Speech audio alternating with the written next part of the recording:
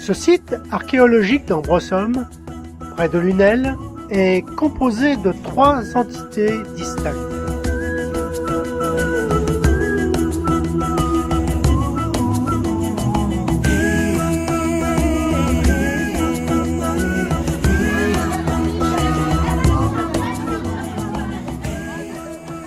Le pont Ambroix, immortalisé par le peintre Gustave Courbet, n'a conservé qu'une seule arche des 11 qu'il possédait sans doute à l'origine.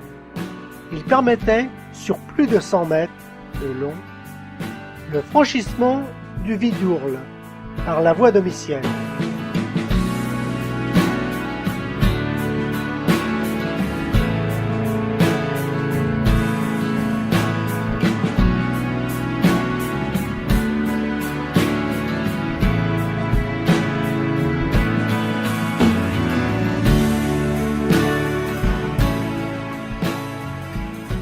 L'oppidum, cette colline a livré des vestiges du néolithique, des céramiques, de l'âge du bronze, des tessons d'amphores étrusques et un morceau de coupe grecque.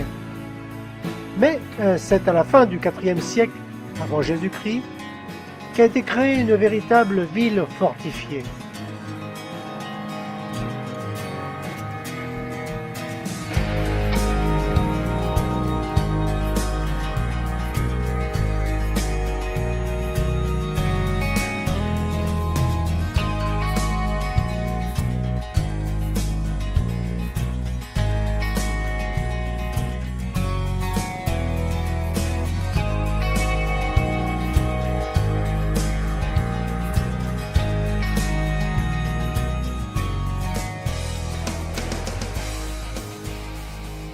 Le portique et la rue principale appartiennent au 1er siècle après Jésus-Christ.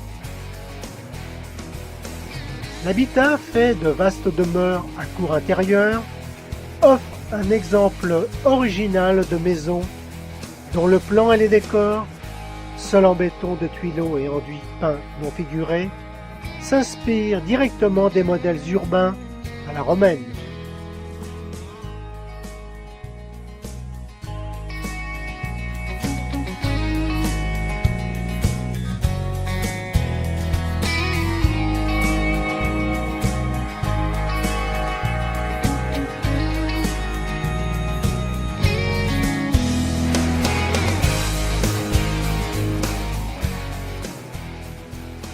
La station routière qui, au pied de la colline du Devèze, s'étend le long du Vidourle, est traversée par la voie domitienne.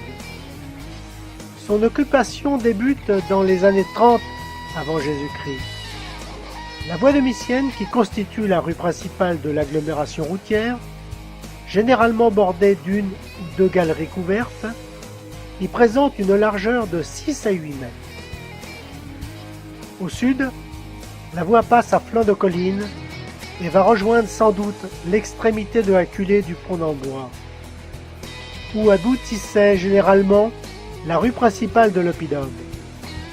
Ce lieu d'étape, sans doute réservé à des voyageurs de marque, connut, semble-t-il, un déclin lent et régulier à partir du milieu du IIe siècle, peu après l'abandon de la ville haute.